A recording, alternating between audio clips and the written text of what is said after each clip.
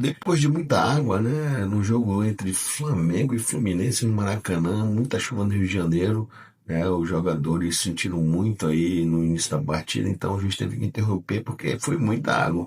Mas o Flamengo, o Fluminense venceu o Flamengo por 2-1, né, o jogo onde o Fluminense foi superior realmente, e o Flamengo agora vai ter que praticamente jogar o torneio da morte, coisa que não estava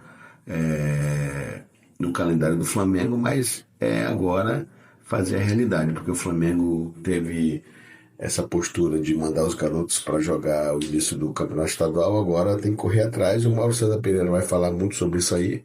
E vocês também vão ver também a opinião aí do José Ilan, que também faz um trabalho muito legal.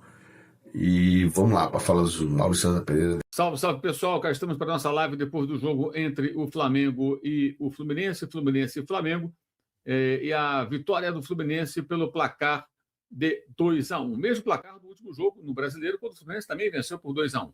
Agora nós temos dos últimos 15 jogos, 3 vitórias do Fluminense, 6 vitórias do Flamengo e 6 empates. Esse é o retrospecto do Fla-Flu nos 15 jogos mais recentes, e o Fluminense é o time que Felipe Luiz mais para o qual mais tem perdido. São 3 derrotas, uma com o Mano Menezes, uma com o Zubeldia e hoje com o auxiliar dele, o Cubeira, já que o Zubeldia está se recuperando de uma cirurgia e não pôde trabalhar à beira do campo. Terceira derrota do Flamengo com o Felipe Luiz para o Fluminense em um ano e pouco, aí, nem chega a um ano e meio, né, de trabalho do jovem do Flamengo. Um jogo que complica e muito, né, a situação do Flamengo no Campeonato do Rio de Janeiro, coloca o Flamengo numa situação muito delicada. O Flamengo fica agora muito ameaçado de disputar o indesejável torneio da morte, que vai apontar um time que vai para a segunda divisão. Evidentemente, o Flamengo vai ter aí que colocar os seus jogadores profissionais em 2, 3 times jogos pelo menos, para poder garantir o não rebaixamento, né? E isso vai atrapalhar o calendário. Tudo porque o time foi muito mal com a base. A base foi muito mal e aí os jogadores foram lançados de forma antecipada, muito intenso o Flamengo na quarta-feira, hoje bem abaixo daquilo que apresentou. Quarta-feira que foi um negócio bem anormal, hoje foi até o mais natural para esse momento da temporada. Time muito mexido, né? No final do jogo, o Flamengo era um Frankenstein. E teve 5 titulares hoje. No jogo passado foram 4. E muitas mudanças de um jogo para o outro.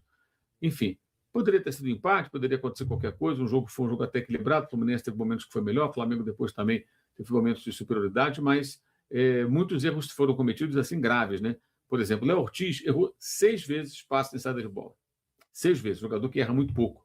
4 no primeiro tempo. No quinto erro dele, ele iniciou o ataque do Fluminense, que gerou o primeiro gol. E o Serna passa como quer ali pela esquerda, não existe o Emerson Royal. Aliás, o Emerson Royal, depois de uma atuação até boa contra o Vasco, foi um desastre. Esse jogador realmente é muito preocupante. Custou 9 milhões de euros e o cara realmente não consegue apresentar um futebol minimamente aceitável. O segundo gol, ele deu uma assistência para o John Kennedy.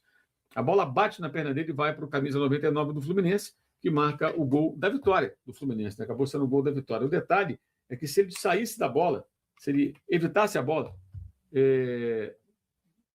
não dava nada. Entendeu? Ele só evitar a bola, sair da bola, a bola sairia ali pela lateral e a bola bateu nele, não teve agilidade, reflexo. É um jogador realmente muito aquém.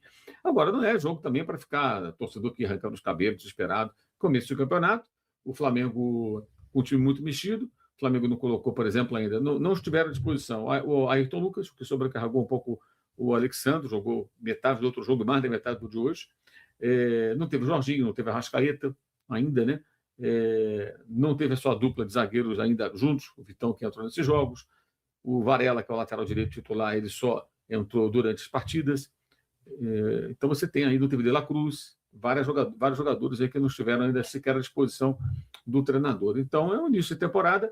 Esse tipo de jogo era para ser jogo de pré-temporada. No Brasil as coisas são muito precipitadas, são colocadas muito antes do que deveriam acontecer, e aí acontece tudo isso. Acho até que continuo achando que, como bem definiu o Eduardo Tironi, a preparação, o planejamento não foi errado, mas a execução foi péssima, porque a execução passou pelo time sub-20 e eu acho que faltou, já falei isso aqui antes, né, ao departamento de futebol ter certos cuidados depois da estreia muito ruim do sub-20 contra a Portuguesa.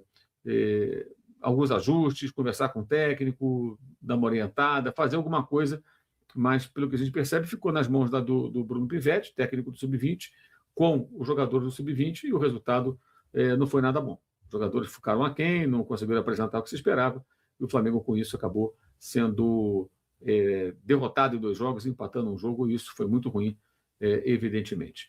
Ao contrário do que costumo fazer quando sai uma escalação que eu considero muito esquisita, eu hoje resolvi não falar nada, não escrevi nada, não tuitei nada, não postei nada, porque algo estava me dizendo que poderia encaixar. Poderia encaixar. E encaixou. E o que a gente viu hoje, gente, não foi um Fluminense que sobrou tecnicamente, né? Porque não vai sobrar tecnicamente. Ao contrário, o Fluminense enfrentou um time melhor do que ele. Ou o Flamengo deixou de ser melhor que o Fluminense, pelo menos no papel, ou no retrospecto recente, em conquistas principalmente, deixou de ser melhor porque perdeu hoje do Fluminense. A gente sabe que não, né? Ninguém aqui é idiota. O Flamengo tem um time tecnicamente muito bom. Tem 2, 3 times. Os caras botam o time reserva e é cheio de estrela, cheio de jogador que seria titular em quase qualquer outro time do Brasil.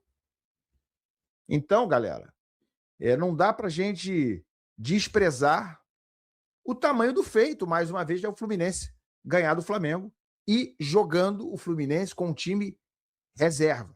É bom que se destaque isso novamente. Reserva não, mas misto, né? Fábio é titular, Guga não é titular, Gemes e Freitas, eu não sei se essa será a zaga titular, pode ser que seja, né? Mas, então esses aí eu não vou contar como reservas. Arana eu acho que será titular, mas então até agora na defesa temos o Guga de reserva. Meio campo todo reserva. Bernal, Nonato e Lima. 3 reservas, já são 4 reservas. E na frente, isso pode até mudar daqui para frente. Mas Serna e Canóbio, antes desse jogo começar, titulares. John Kennedy, reserva. Então o Fluminense jogou com 5 reservas. Tá? Se o John Kennedy vai virar titular, se o Canóbio vai deixar de ser titular, enfim, a gente vai falar sobre isso agora. Mas o Fluminense jogou com meio time reserva. E, gente, não foi inferior ao Flamengo praticamente hora nenhuma.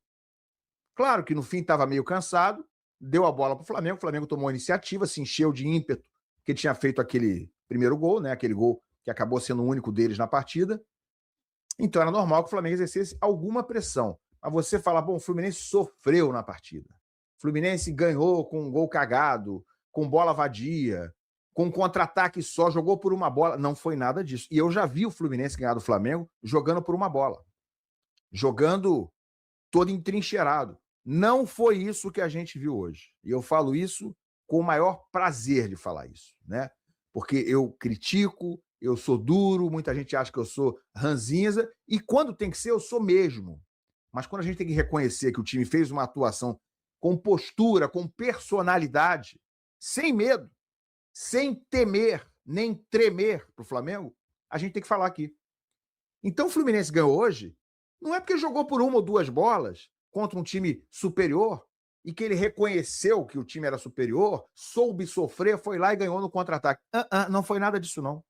Ganhou porque jogou com peito, com postura e foi superior ao Flamengo a maior parte do tempo.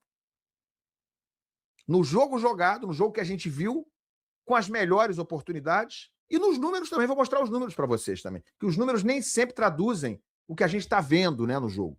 Hoje o Fluminense foi melhor que o Flamengo, boa parte do tempo, mais postura, mais empenhado, mais engajado, correndo mais, com mais culhão. E não só isso. E levou mais perigo ao seu adversário.